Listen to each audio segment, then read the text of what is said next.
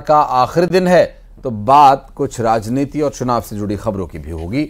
Indore seat पर उम्मीदवार से ज्यादा सुर्खियां बटोर रहा है नोटा। जी हां, इस लोकसभा चुनाव में ऐसा पहली बार है कि कांग्रेस इस सीट पर उम्मीदवार का नहीं बल्कि नोटा का प्रचार करने में जुटी हुई है और इसका जवाब बीजेपी ने भी दिया। और आपको बता दें कि छेड़ दिया है बम्पर वोटिंग का अभियान। देखिए मिनी मुंबई में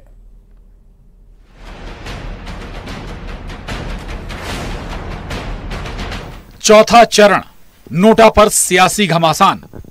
नोटा ने किया बीजेपी को बेचैन। इंदौर में चुनाव बीजेपी वर्सेस नोटा।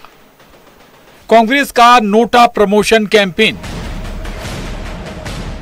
इंदौर में पहले सियासी बम फूटा, उसके बाद नोटा ने सियासी तूफान ला दिया।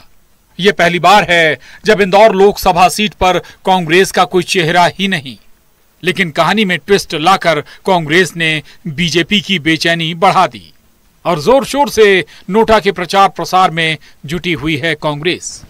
पर ये इंदौर शहर का कार्यक्रम है। अब जो भी होगा, हो सकता है कि कौन लीड करे कौन नहीं करे, पर इंदौर को जागना पड़ेगा। अगर नहीं जागोगे तो हो सकता है कि आज हम शर्मिंदा हैं कि हमारा प्रत्याशी चला गया। उसके लिए दुख भी है और सच में रात भर नींद नहीं आई। 2 लाख से ज्यादा वाहनों में लगे मेरा वोट नोटा को के स्टिकर और नोटा के समर्थन में इंदौर में निकाली जा रही रैलियों का ही असर माना जा रहा है। प्रधानमंत्री नरेंद्र मोदी का इंदौर सांसद को लिखा गया पत्र। कांग्रेस के नोटा कैंपेन की हवा निकालने के लिए बीजेपी ने भी मैदानी मोर्चा खोल दिया है।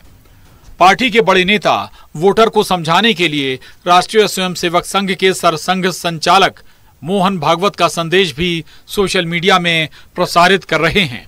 आप खुद सोचिए ना, जब जो कांग्रेस को जनता वोट नहीं देती तो नोटा में कहां से देगी। जो अपनी आंखों के सामने लोकतंत्र की हत्या होते हुए देख रहे हैं, उनके मन में तो कहीं न कहीं नोटा का प्रभाव जरूर आ रहा है। मिनी मुंबई में बनेगा कौन सा रिकॉर्ड?